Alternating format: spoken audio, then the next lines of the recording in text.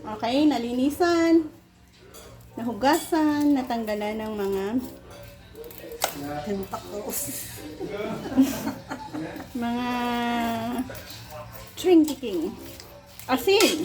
Asin lang ah. Asin lang. Parang Para preska pa, lutuin agad natin. Ayan, sabay silang maluto. Seafoods.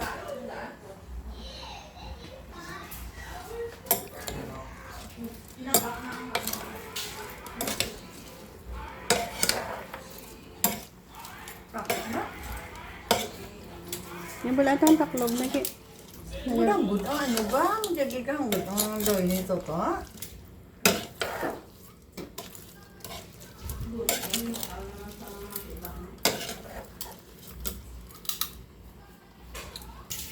Lapit na.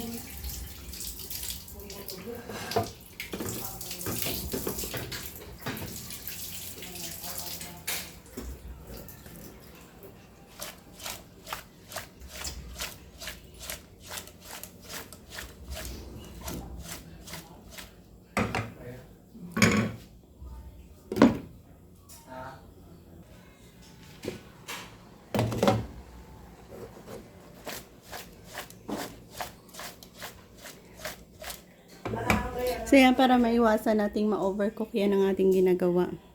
Pag red na or orange na kanilang kulay, pwede na tayo mag-stop.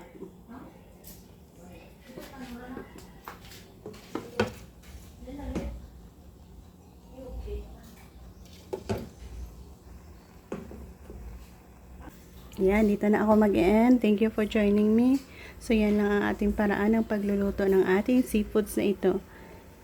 We still have another process para lalong pasarapin ang ating mga niluluto na ito.